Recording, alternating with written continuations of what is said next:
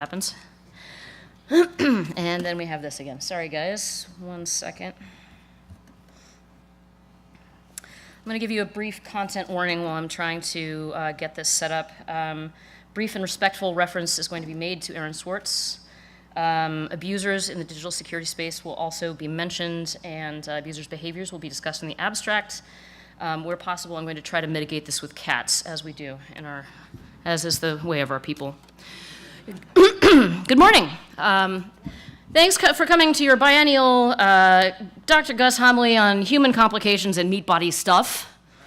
Thank you. I know I have some regulars here. My theme today is, how did we get here? So what do I mean by the hacker mystique? Title of my talk is The Problem with the Hacker Mystique. What do I mean by that? I'm going to use pop culture to illustrate, with the caveat that, yes, I know hackers are not exactly what the media think we are, but the media do foreground some of the same things that drew us to hacking. For example, in this episode of the kids show Ghostwriter, there are some themes which I think are worth teasing out as we try to reckon with, oh man, I am going to need audio on this. Do we have audio? Are we cool? Sweet. Yeah, it's on the lectern. It should be. I'm in the HDMI on the lectern. Okay.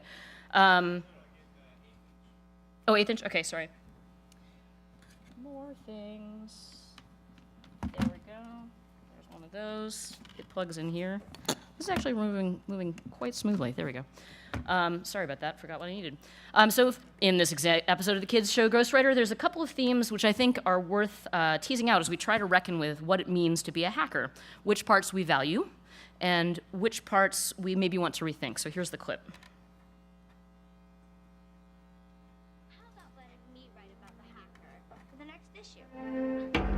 Do you know anything about hackers? Can you jam with the console cowboys in cyberspace? What? Ever read Neuromancer? Huh? Ever experienced the new wave? Next wave? Dream wave? Or cyberpunk? I didn't think so. I'll handle the hacker stories. Yeah, I guess you should. Where'd you learn about all this hacker stuff? In there. It's a world where you're judged by what you say and think, not by what you look like. A world where curiosity and imagination equals power. We need more paper. Let's go, people. Work with me here. Work with me. Computer, you're the only one who understands me. All right, so the writer of this episode probably came from outside the hacker community, I'm guessing, but he knew enough to reflect it back to us like this. Hacking is appealing because it calls us back to a world where skill matters, and all the imitations of our looks, our bodies, and our social skills fall away. That same appeal is referred to in this still from the movie Hackers. If you will please move to my next slide. Thank you very much. So if you take a look over on the right here, that sign that they've pasted up on the right, always yield to the hands-on imperative, is an observation Stephen Levy made in his study of hackers, the earliest computer hackers at MIT. Those hackers believed the best way to learn was to get hands-on, to take things apart, and to see how they work. Levy distilled another lesson from the earliest hackers this way. Hackers should be judged by their hacking, not by bogus criteria such as degrees, age, race, or position. That was the ethos of the earliest hackers at MIT. The mainstream of the internet is about image and appearance today. Everyone has a profile photo, if not whole Instagram feeds or YouTube channels. Social norms have invaded the internet in a way that the builders of the internet never really intended to happen. But hacking, unlike mainstream internet use, hacking is still ostensibly about skill, right? And about learning about the power of technology itself. It's about escaping from boundaries and norms. This is why a lot of us are here.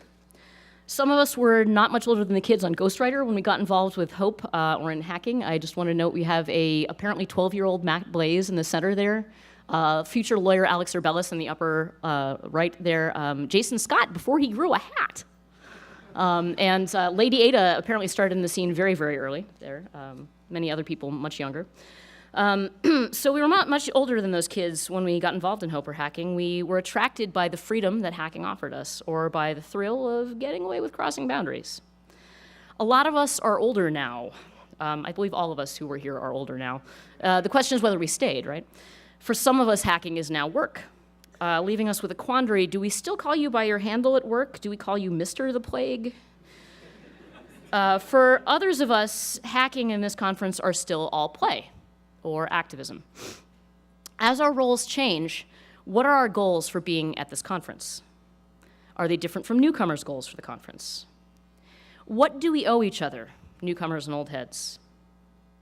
I want to call your attention to something else from that Ghostwriter clip. Miss New Wave, Next Wave, Dream Wave there was throwing around jargon. She wasn't sharing information about the supposedly cool things that she was into. She was intimidating by showing off other things that the other kid didn't know. The scriptwriter knew that hackers had a bunch of privileged information, and he saw the romance in that. There's a just out of reach allure to it. He also knew some hackers aren't above making people feel excluded or less than because they're not down with the knowledge. I want us to think about a couple of themes in pop culture representations of hacking and in our own hacking communities. Hacking is sexy. Hacking is thrilling because it breaks boundaries. Hackers find and exploit vulnerabilities. We pick locks. Whether we're white hat or black hat, we demonstrate the limits of the law and the limits of safety. And that makes for actual physical arousal, fear or excitement, as well as an edgy image that has drawn many of us to hacking. Hacking is secretive. Hacking's domain is secret protected information. In some cases, the information is private, or an elect group of people are supposed to have access to it. They're the only ones who are supposed to have access to the information that, as people working in information security, we seek or protect. In other cases, like cryptography, very few people understand the subject matter. And the end result is a small number of people who have power that others do not. And this is a problem. Whether we hack for play or work, I'm going to argue that we need to give up the sexiness of hacking and the mystique of secrecy in order to survive as a community. That sexiness and secretiveness can be exploited for abuse, both by bad actors among us and by nefarious external political and government forces. The more we play up secrecy, boundary-breaking thrills, and the power dynamics those entail, the more likely our communities are to be taken down by our own flaws and by those who would exploit them. Instead, we need to return to valuing the actual work that individual hackers do. Pardon me. In No More Rock Stars, a thoughtful piece they wrote a few years back, Lee Honeywell, Mary Gardner, and Valerie Aurora made a similar plea. They led with this quote: "Rock stars are arrogant narcissists. Plumbers keep us all from getting cholera. Build functional infrastructure, be a plumber." They noted that abusers in tech often excuse their boundary violations as individual eccentricity or as part of a utopian vision for societal change, or in some cases genius, another term that we need to stop throwing around because, among other things, Steve Jobs was notoriously abusive to those around him, for example. Often, our community accepts these excuses and lets them slide. I want to exhort everyone here, personally, to resist efforts to treat any member of our community as a celebrity. We need to stop with the cult of tech genius. We need to build more networks of trust involving working people, not networks of hype surrounding celebrities. Let's delve into this deeper. I mentioned that hacking breaks boundaries, and what do I mean by that? So here's an example. It was recently proposed that there would be voter registration at DEF CON, prompting consternation from many of us. One friend of mine summed up her frustration with this proposal beautifully. The reason hackers are so notoriously bad at consent is because they regard violating boundaries as an implicit social good. This is something each hacker needs to ask themselves. Do I think that violating social boundaries is inherently good? All boundaries? All the time? If we set violating any and all boundaries as true north on our compasses, can we ever draw back and say, no, this boundary, this one boundary, must not be violated? We have language for thinking about this in hacking already: white hat and black hat. White hat hackers are understood to hack for good, to be ethical in which boundaries they choose to violate. Black hat hackers are seen as having no ethics, willing to break into systems for personal gain or work for the highest bidder. So like I said, I think each of us needs to take time, think hard, and be explicit with ourselves. Why are we violating a boundary? And what are we accomplishing by violating it?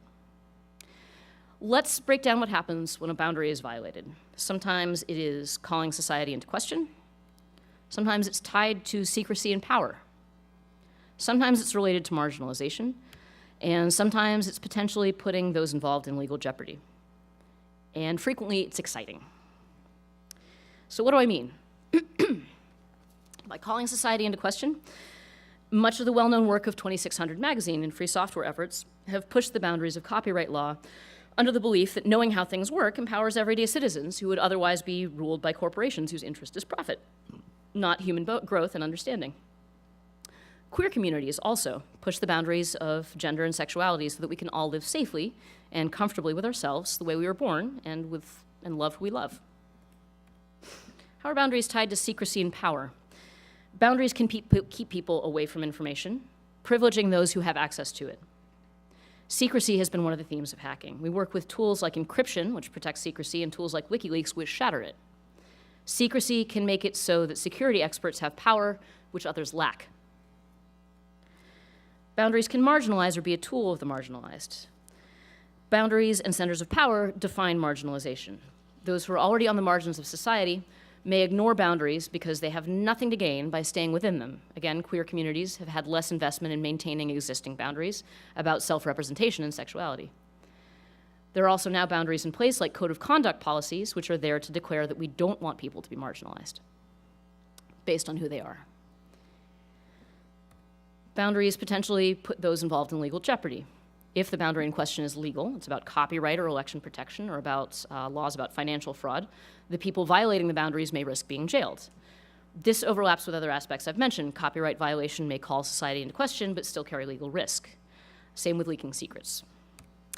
And boundaries are exciting. Violating boundaries and taboos on a very basic physical level raises our adrenaline level. It makes our entire system excited or aroused. We're aware of the risk that we may be caught crossing a boundary and may be punished for it. Much as we might want to be cyborgs, we're actually chemborgs. Our physical and neurological chemistry colors everything we do. So excitement and adrenaline raise the stakes of all these other aspects of boundary violation. With the exception of legal jeopardy, these are generally the upsides of boundary violation. It's exciting, it's powerful, it helps us change society. But even the upsides are sometimes abused. The work we do is most dangerous when it attracts people who are inclined to abuse power, trust, to abuse those who are marginalized, sex and sexiness. In the past few years, we have learned over and over that hacking and tech have attracted just such abusers. Here in the hacker community, Captain Crunch, Jacob Applebaum, who keynoted here at Hope, Julian Assange, Morgan Marquis-Boire. In the Perl community, Michael Schwern. In the tech freedom community, Ali Bangui. They use their knowledge of technology to gain advantage over others and wield personal power over them. Let me go into what their abuse and others' abuse of boundaries looks like. We have sort of a circular problem when it comes to secrecy and trust in the hacker community. Our work or our play is both about secrecy and requires secrecy of us. We build tools for secrecy and trust and explain how they work. We provide secrecy for others, and we often need to trust experts in this space to tell us who and what to trust. Some information about hacking-related technology isn't secret, it's just really hard for everyday people to understand. Take cryptography. There's a very limited number of experts out there who can judge how likely it is that a cryptographic scheme is vulnerable, or explain this graph to you, for that matter. Beyond that small circle, there's also a limited number of people with the security expertise to understand if crypto protocols have been deployed well. Most of us have few grounds for evaluating the security claims they make. When I say most of us, I maybe mean less people in the hacker space, but the rest of the world. In the few years after the Snowden leaks, I saw the limited sharing of expertise and the limited definition of expertise result in people being less secure. At the Open Internet Tools Project, we introduced secure communications tools to journalists and activists abroad. We use Signal, Tor, and the GPG Tools suite, among others. And we often failed to convince these journalists and activists to adopt these tools. These journalists and activists were novices in tech, but they were experts in living their own lives under extreme duress. They were being jailed in Vietnam and Ethiopia for the crime of blogging about the government. Sometimes on computers they shared with their whole families, often running decades-old Windows. They were covering the war in Syria, and their pages were being shut down by Facebook for showing gore, because there was murder on the streets of Syria. When free software militants insisted that journalists wipe their shared family computers and install secure Linux variants, the activists and journalists knew this wasn't an option for them, and they kept using their bootlegs. When privacy and security fanatics exhorted them to delete their Facebook accounts, they threw out that advice because that's where they were storing the documentation of war crimes, and they knew how large their audience was. And nothing but Facebook could give them that. The developers making the software, by contrast, took a long time to both learn and value these users' expertise.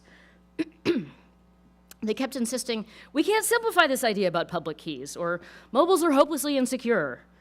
And the result was software so complicated and foreign to users that they abandoned it, or they used it wrong and their security was back to square one.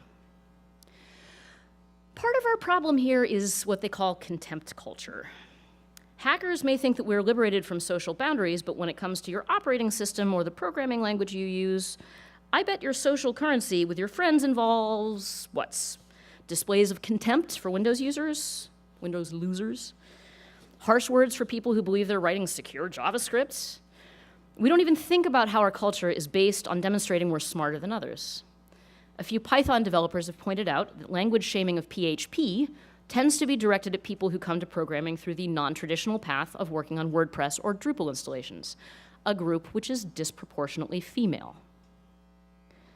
Language shaming may have knock-on effects on who feels comfortable showing up in our spaces, and it's worth making efforts to counter this. You may not have noticed, but Hope's Code of Conduct specifically welcomes everyone, regardless of text editor choice, to avoid this. Mr. Stallman. A harm reduction approach would have been more effective for the activists we were working with, or software that was based on their knowledge of what their situation on the ground was and not contemptuous of their operating system choices that they made for financial reasons. Fortunately, the community working on these tools has moved in that direction since then. They are doing a lot more to understand the situation on the ground, but prioritizing developers' expertise over that of the people using the software puts lives at risk. Limited expertise is most dangerous when newcomers to the community hang on celebrities and experts, believing that those celebrities and experts have access to knowledge the rest of us can't possibly fathom. When we act like security is unknowably hard and only to be handled by insiders, we prepare the groundwork, each of us, for newcomers to be groomed and preyed upon by charlatans and abusers. We build missing stairs. We were reminded of our dependence on experts when it became clear that it was dangerous to have let Jake, Morgan, and Ali into our spaces because they were physically and sexually abusing people. Some may have felt it wasn't worth giving up these men's expertise and felt inclined to protect them. In this way, centralized expertise becomes a community vulnerability. When we act like security is just an expert domain, we encouraged learned helplessness. How do I shoo? I don't know how to shoo. I can't use this technology.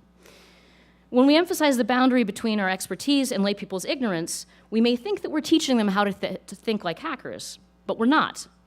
Hacking was never about encouraging people to defer to authority. We need to not shame people for where they're starting from, technically. We need to give people the tools and the leeway to push back on the boundaries we have set around our own expertise. So, more on boundaries and marginalization. Here's how people get marginalized. Many of us in the hacker community are, in one way or another, already marginalized. We already have an outsider's relationship with social boundaries. Just appearing to be a hacker can put you on the wrong side of legal boundaries, as many of us have experienced. Plenty of us are not neurotypical. We fall in the autism or ADD spectrums. Some of us are also queer or part of a kink scene, not to mention those of us who just feel we never fit in anywhere, but we fit in here, and we're hungry for community. Unfortunately, there are boundaries in our communities which are sometimes at cross purposes with each other when it comes to empowering or marginalizing people. We will want to think hard about which boundaries of this sort we want to violate, how, and why. Codes of conduct at conferences, unfortunately, are at this collision of boundaries. Some people want a boundary that keeps sexualized content out of unrelated talks. They want to be able to get through their day. I want to be able to get through my day without our stress levels going through the roof when, out of nowhere, someone suggests women's only reason for being at a conference, or otherwise, is to attract male sexual attention, or that sexual violence is a fair target for jokes. For some people, this may actually trigger post-traumatic stress. Sex-positive activists, meanwhile, may be uncomfortable with a boundary that blanket excludes sexual content. They see that boundary as suggesting that sex is a stigmatized, unacceptable public topic. Women, people of color, queer folks, and folks with disabilities may similarly want a boundary which asks community members to refrain from making derogatory comments about them, similarly to avoid the stress that comes from constantly second-guessing whether people around you secretly think you don't belong here and want you to leave. Free speech activists may want to see that boundary erased. They see completely free speech as an unmitigated good. Generally, they see it as the underpinning of a free society, and setting any boundaries as the beginning of a slippery slope to authoritarianism. These are very hard boundaries to walk when you're trying to organize a conference that welcomes a range of people. Seriously, this is not a fight that any of us picks for fun. It is never any fun. I've been there. It's just always a veil of tears.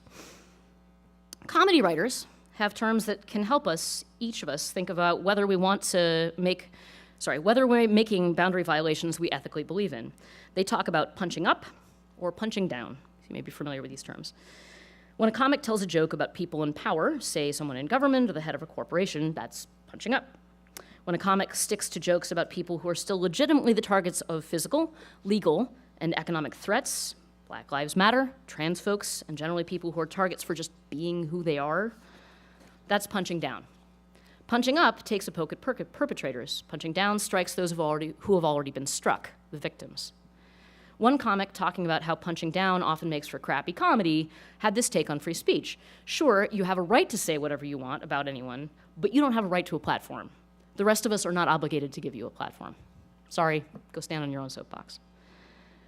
Each of us should ask ourselves this: if the boundary being violated might take individual hackers out of the conversation through personal stress, social exclusion, or even violence, is that a boundary that I really value violating? If so, what is it that I value about that? Is the boundary in question one that is related to something that people can't change about themselves? Their sexuality, their body, their personal history? Do I value allowing others to violate that boundary around me? Or do we not care about causing others stress? Do we say, suck it up, kid, life is stressful, hacking is war? Is it really effective to act like that? Do we make hacker conferences a high-stress environment to continue to drive home to everyone how life and death, how cloak and dagger our work is? Again, that doesn't work. It's more likely to get people to act helpless. Now we're back to the sexy mystique of hacking. Honestly, what does it get us? As individuals, a certain power. As a community, honestly, I just think a lot of drama, heat and noise. Heat and noise come from an inefficient system. So how do we stick to healthy boundary violation and identify when a hacker's boundary violation is becoming abusive? I've talked about the bright side, where boundary-pushing hacking has helped us envision new ways of being ourselves and being a society. I think the danger of abuse arises when individual hackers ignore the distinction between individual or societal boundary pushing and interpersonal boundary pushing. In other words, violating consent. And this touches on some of the marginalization, but also on my earlier points about legal jeopardy and excitement.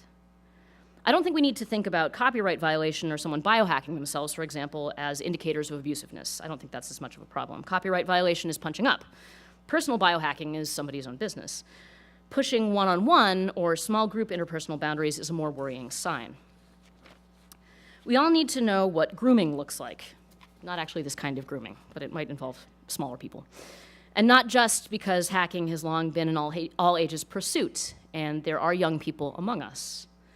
Those engaged in domestic abuse also engage in grooming. So do scammers, and so do others who engage in senior abuse. But one of the rock star abusers in our space had a history of forcing people to eat things. When reports came out that he had raped people, this stuck out more as a sign of his trying to overpower people around him. Another abuser violated interpersonal boundaries with constant requests that young men give him massages and do exercises which put them in unwanted physical contact with him.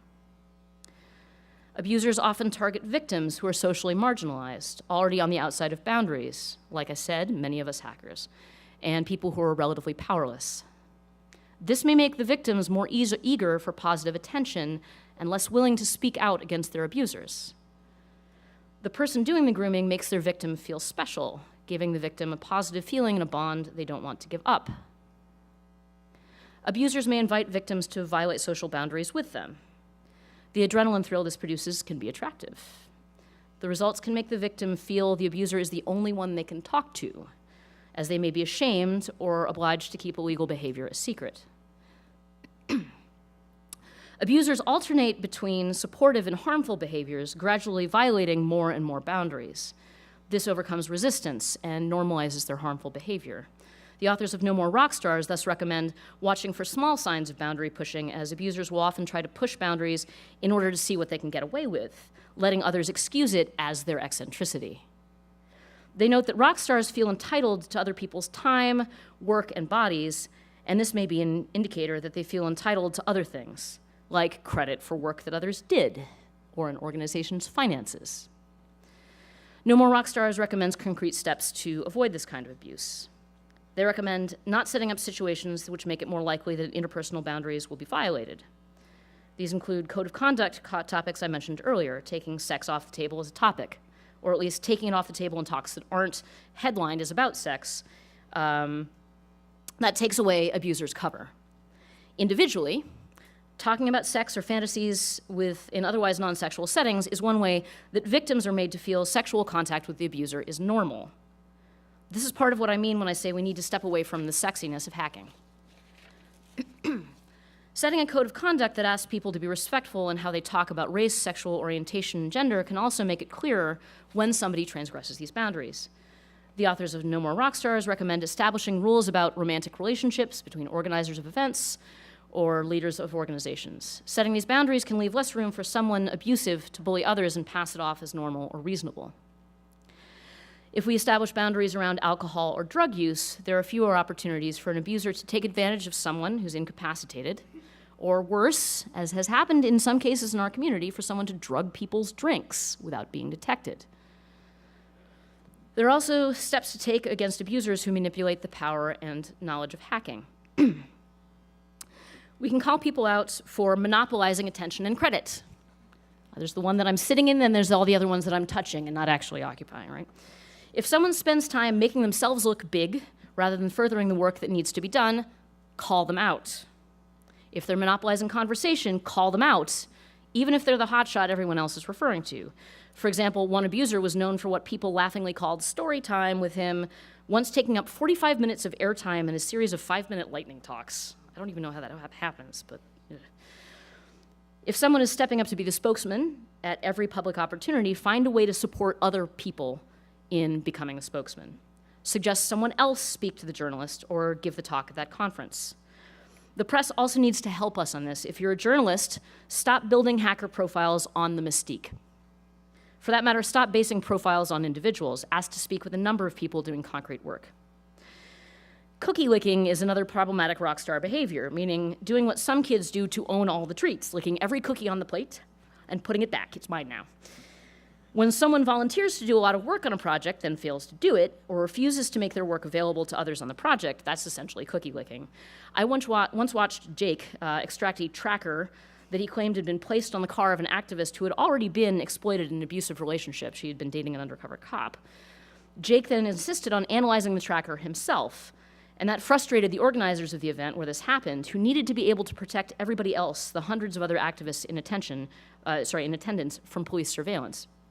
Again, call this kind of cookie licking out and have plans to distribute work more evenly. To keep abusive rock stars from monopolizing power, build a deep bench of talent. Flatten organizational hierarchy. Make hierarchy and the responsibility of roles explicit too, because nobody's in charge here, man, we're all equals, is usually a lie. This is what they call the tyranny of structurelessness.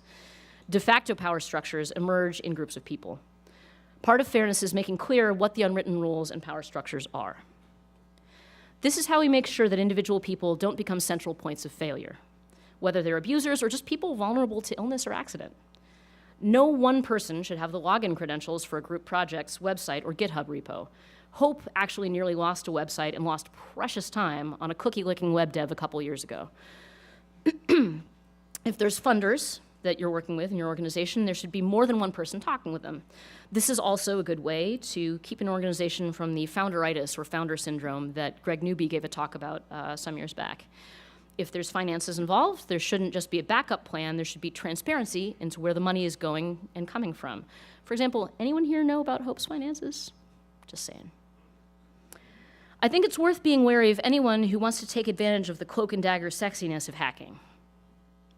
You're clearly hiding here. Be wary of anyone who brags about the secret and privileged knowledge they have. My current peeve is anyone who talks up the revolution, asking you to toast to it. Jake did that to me. Welcoming you to it. Fuck you, rock stars, seriously. Like, people die in revolutions. This is not sexy, okay? Like, this is not your personal cute joke. When other people around you are romanticizing hacking or making goo-goo eyes over someone who does, point out how unhackerish it is to value people based on their iconic image or alleged skills rather than the work they actually do. So hackers, go forth. Do not conflate sexiness with hacking.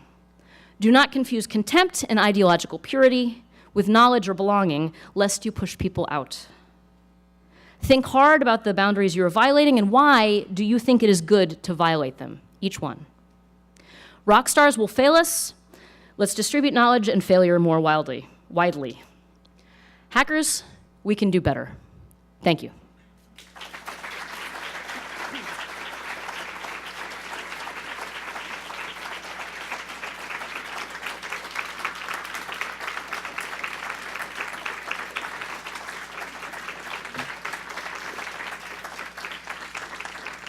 Thank you. This is really a joint effort. I have to thank everybody who helped me get this talk together.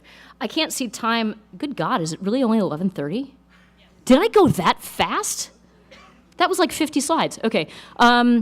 Great. We got time for talks. Do go to the microphone. That's how ISOC knows to stream your question to the world. Yeah. I'm seeing a question. Go ahead. Hello. Hi. I consider Emmanuel Goldstein a rock star. Don't you think that certain people that have, more than others contributed to community knowledge, just sort of bringing things together, are more deserving than others of being sort of, I think, being put on a pedestal of just going be up and beyond others, for the contributions. Mm-hmm. I see where. You talked a lot about, room for abuse, and, I completely agree that there is, always, room for abuse from those at the top to people below them. But, isn't that the exception rather than the rule? So I think my first question for you, so you may want to stay at the mic for a second, is have you worked closely with Emmanuel Goldstein? No, but I'm at his conference for the second time, and I think this is a great organization. Is he the only organizer here? I just used him as one example. No, but this is a good point. I mean, this is something I want to pick apart because I think this is a mistake we make, right? We believe that Emmanuel is the only guy here. Frankly, Greg Newby, who was up here earlier, I've helped run the conference a couple of times. I've stopped because for organizing a conference is really hard, and there's there's sometimes abuse that goes on behind the scenes. But frankly, Greg Newby barely ever takes credit for the work that he does. Greg does amazing work. Our AV team does, there would be no conference with it. Fucking love you guys! My AV team was out until 2 in the morning, and we told them they'd be out by 2. They were probably out until 3, and they were continuing to go. And then Jason, who was out there the whole time, shows up for my talk, and he was probably here earlier. I'm like, what the hell, dude? You're amazing. Thank you. Yeah, this is our problem. This is the thing, is we are making rock stars by pretending that there's only one person doing this. And I think it's worth getting closer and understanding how the conference actually runs. I don't necessarily always want to suggest this to people because honestly, running a conference really is, you put in more energy than you get back in even recognition or, acknowledgement by people hey, you can run a conference. It's a kind of a zero-sum game, but get in close and understand what happens. And be one of those people yourself, and then you'll get a clearer picture that it's not just one rock star. There's a lot of people involved. I didn't mean to take away from no, it's okay. Everyone contributing, but there is a sort of a pivotal point where leadership of bringing all the people together. There's a Best Actor award and Best Supporting Actor. For a come on, do we really want to be the Oscars? Supporting. Come on, we're that's not who we are here. No, but seriously, and I don't mean to take away from your question. That was actually a really useful and effective question, and I do think, Yeah, get familiar with the work that people do. And like you said, so there is a role for the convener, right? And for the person who brings people together. It's sort of a figurehead role. Like everybody comes together to rally around this one person. They rally around Chelsea. They rally around Assange at one point. We've rallied around a whole bunch of people. But that's not always the same as the person who does the work, Like, that's frequently not the same as the person who does the work, or which work the person is doing. Like, Emmanuel does run 2600 magazine. He mostly makes off-the-hook work, but there's some other people behind the scenes at Off the Hook, too. And it's worth looking into these things and sort of seeing what actually goes on. Next question. Yeah, I'm pretty sure everybody gets one of these little booklets here with the conference talks. Oh, yeah. And when you were mentioning that we should be wary of people who want to, rally you to a cause and stuff like that, I kind of, I go through this like most people do, and I try to find things that interest me. And I notice that there isn't a lot of rallying to a cause actually in a lot of these talks. Richard Stallman's still on stage, right? Is he still really? Oh, yeah. No, he is. He's getting I think he and that's the has thing, an is they've after given him thing, 2 too. hours, and I can tell you what he's going to say is, don't say open source software, because he's showed up at my talk just to tell me that. And I'm never going to let him fucking live that down, frankly. And then he's going to be like, Emacs, Vim, and like, what else is he going to say? Honestly, like, there are people who have sort of outlived, like, do we really need the same person to come in and talk about everybody? There are some amazing, under-recognized people coming up through the ranks who we should be giving more time to. And Stallman, Right. fuck yeah! So- Thank you. You're my audience. Thank you. Like, I shouldn't be up here. I've been up here every single fucking Hope since 2006. Why am I here? No, I mean, I'm serious about this. Like, the same people keep showing up at this conference, and there's a lot of younger people doing fantastic organizing. There's people further away from hacking who we should be getting in here. We should bring them here. That's good. That kind of gets to my point of Yeah. Even looking at this, we maybe it's not really homogenized in that. Well, I was going to say it's skewed in that direction where we see a lot of people who are rally for the cause and all Yeah. that. And how do we change that? I mean, this I see. Thank you. One of the things that I've noticed is I've seen a lot more. A lot less of "look what I did" talks, and a lot more of "oh my God, we have to do something." That's a really good point. Yeah, and, absolutely. But a lot of people would also say, and I've heard this counterpoint too, that Hope has always had a political, Yes. I don't know, maybe a political flavor to it. Yeah, absolutely. But on the other hand, flipping back in the other direction, I personally don't believe, in hacking. I think hacking has a pure form, and I believe that by politicizing it or by going rally for the cause and a lot of these things that we might see at Hope this season, kind of might actually detract from, look, you can apply it doesn't have to be the Trump people you hack. That's its own discussion. Yeah, I mean, like, the neutrally of technology, I think, is So how do already we in change question. this? Yeah. No, that's a Hope fantastic dependent. question. Yeah, I mean, actually one of the best ways, to be honest, it's actually quite easy to change the content of who shows up at Hope, and I do recommend you all do this. There is some fantastic legwork. As much as he drives me crazy sometimes, Bernie S. tends to be the guy who goes out and gets every single person in, and he's actually done a pretty good job of bringing in diversity, despite the fact that he fucking called me hysterical a couple Hopes ago. My womb is not wandering around my body, pressing on organs and make me crazy, okay? Fuck you, right? Yeah. Don't use that word, not with me. But he does, seriously, he goes out and he finds people. So the way to go and change the face of Hope is to recommend more speakers, and they will take more recommendations. They encourage your friends to send more stuff in. That's really one of the easiest things to do, because all you have to do is be like, hey, you go do a thing, and then sometimes you might have to be like, hey, I have to pay for your airfare now. Like, that can actually be kind of challenging, because we don't, we're still a very shoestring kind of a conference. But yeah, I see a mouse, I think. Hi, That Beth. mouse? Hi, mouse. How you Thank doing? you for this extraordinary conversation. Thank you, my It's dear. well worth having. 2 points, if I may. Mm-hmm. The first is how to get more beginners involved. At B-Side Las Vegas, we've got a proving ground.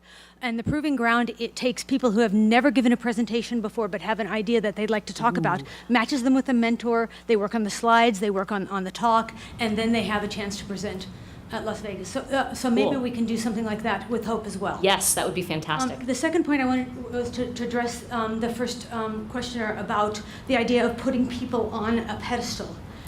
There's actual neuroscience that shows that when you do that, their brain changes and they begin to listen less and to have far more confidence without questioning themselves. In addition to what it does to the rest of us, like learned helplessness is a thing. If you begin to sort of go up to somebody and be like, no, you don't know, Yeah. maybe you know. Okay, you don't and- know. Maybe you know. And then like that confusion makes them be like, I'm just, no, you do your thing, okay? Yeah, continue. And the second problem with putting someone on a pedestal is they stop contributing. They begin living on the glory of the things that they've Yeah, done, absolutely. but there's no new ideas coming out of them. And Yep. people always have ideas. You never want your brain to get into that position, so don't put people in a position where that's going to happen. Fantastic points. If you're going to come up and ask a question with no question mark at the end and do two of them, do it like Mouse did. That was fucking great contribution right there.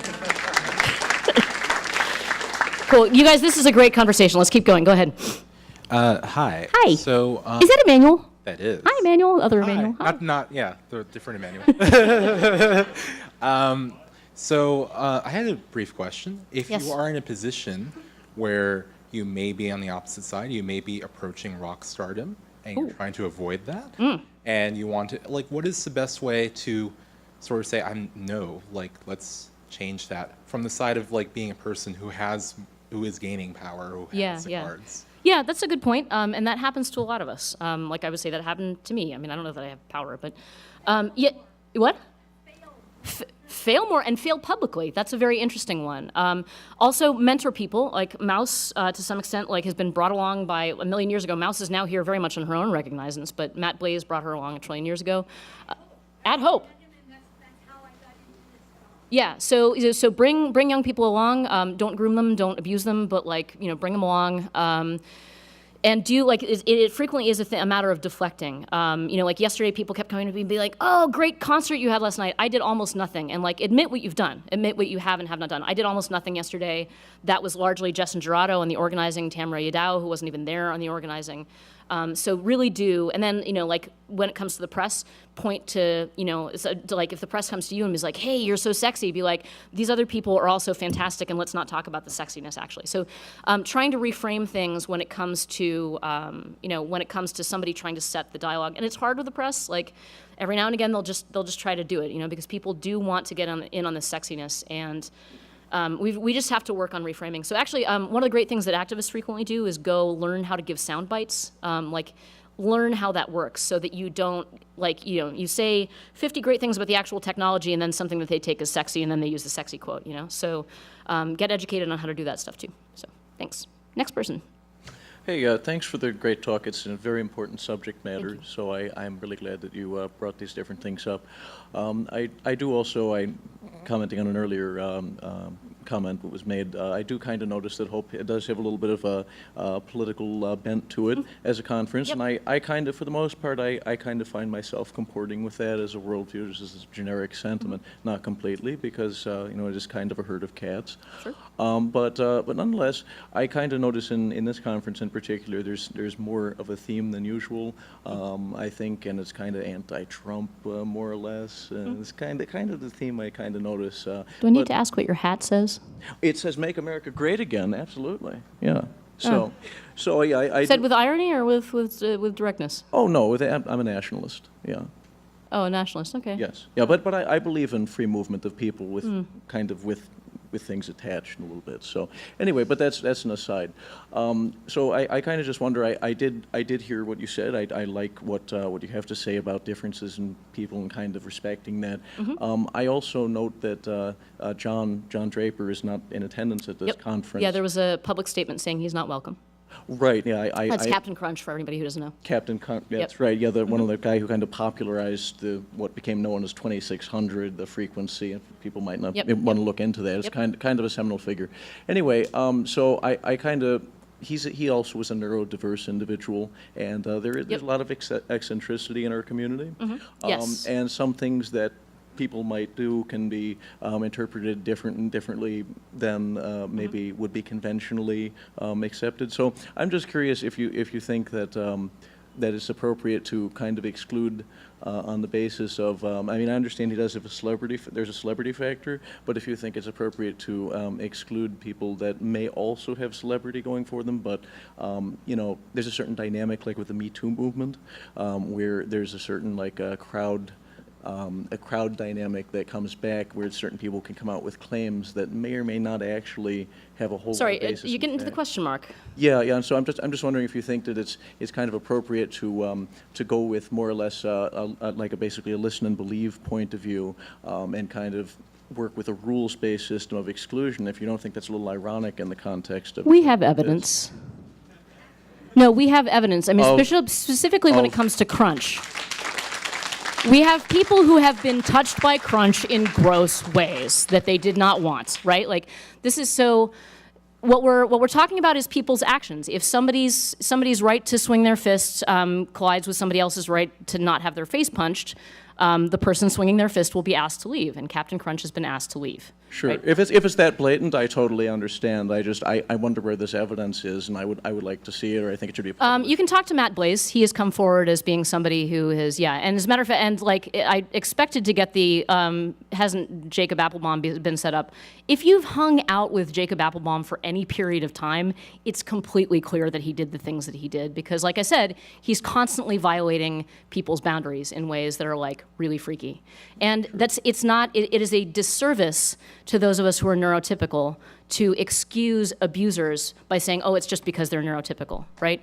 People who are non-neurotypical are generally pretty good at being like, okay, I'm getting my sense of the rules. I know that I need to not bother other people, right? So like it's possible for them to learn that. So it's not right to excuse people for their abuse. Yeah. So Okay, thanks. sure. I just want to make a last comment. Nope, sorry. I do think You it's have the taken stock up a and great trade of deal of the airtime, and there's somebody standing behind you. Thank you very much for your time. All right. Sure, thanks. Stock and trade of the intelligence community of smears. Next person, please. Yes, thanks. Hi. How you doing? Hi. I'm kind of a newcomer. I came last year, and I do Welcome. appreciate sort of like the gentleman said, that there's a call to action. So my question is I guess the two things that I would just like want to hear from you about expanding, it seems very much about sorry. I guess the areas are people who are not technologists is Okay. what I say. Sure. That's definitely me, and like how we're working in groups, and but wanting to work with, but not solely. And so I guess Sorry, wanting to work with who? to have this discussion about what hope is all about, which is like the Yes. technology in our lives essentially, and how we're interacting with it.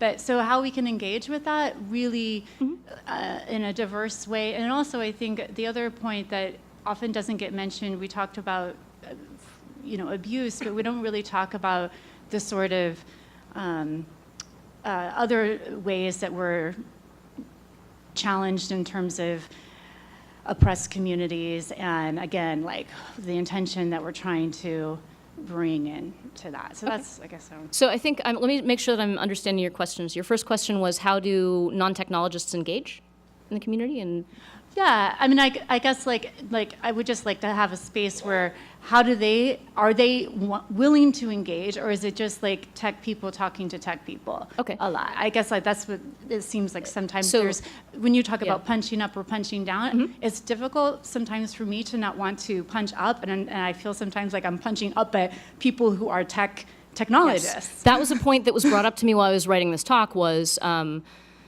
there are these moments where we still believe that as hackers we are completely marginalized and we have no power. That's increasingly not the case. Like, I mean, it was maybe the case back before like 1995 when the first graphic internet browser hit. Things have really changed. Like, power is very much in the hands of technologists in a lot of ways. It's not the only power. There are other powers out there. But so sometimes you might get punched up at. And then I think all of us has to sort of do a reckoning individually about like, what do I do then? Who am I? What is my role? And really sort of think about what the other person is saying. I'm sort of still trying to have Yeah, the other a hard time point getting is a grip just on your about that, question. like you said, the secrecy and power. I think Yes. sometimes, like you said, like we're not making a lot of effort into making the language really accessible to Yes. the people who most need it, Yes. and so that we are collaborating really effectively. Sure. With it's still like way high barrier. Yeah, no, and there's a lot of really good efforts about that. I'm actually headed next week to work with a group of people who are working on security usability. If you follow the flag of security usability wherever it goes, or privacy efforts. That's a word right there. I'm Yeah. sorry to interrupt you. That's what I'm trying to say. Is Ah. like just exactly this is the point. Like technology is not the minutia of the people, like this little small group that have like gone to a computer science class and more. And this is, Yep, you know, it really needs to get out of that. So sorry, were you objecting to the term usability as it's too No, technical? it's just No? like a phrase that you said, that you threw out there that like was expected to like know what I was. No, I hear you. I hear you. It took me a while. I actually do work on making computers less sucky to use, which is how I would break down usability, and I do regularly. I found the term. It took me a while to find the term security usability, right? But like to some extent, it does what it says on the tin. You make it usable, right? And so yeah, so it is, and this is the kind of work we all have to do. We have to do the breaking down of like, don't say it quickly, don't do the jargon, and give people space to be like, excuse me, acronym check, like what the fuck was that acronym you just used, right? Like that's a pretty common one that I use. So yeah, we need to do a lot of work on that. Look for the great communities doing work. I think Access Now is doing some good work. Simply Secure, my former employer. The Usable Project is doing some really cool stuff about like making things easier to use. Tactical fucking tech, man. Tactical Tech is a really great organization in Europe, doing work on helping train people and really getting the training for technical tools to the place where really non-technical people can use them. My suggestion, if you're going to do security usability training, don't roll your own. Like, just like crypto, don't roll your own. Like, respect the fact that like training is hard and you don't actually understand how people's brains work for the most part. Like most of us don't, even I don't have a great grasp of it. So go find the people who've done good training, and for that front, I would absolutely recommend Tactical Tech's trainings. EFF is also doing some good work too on that front. I think, do we have time for another question or do we have to roll? Nope, AV's cutting me off, I really apologize. Thank you all so much, this was a fantastic discussion. Thank you, I really appreciate it. And Ian, I have your dongle.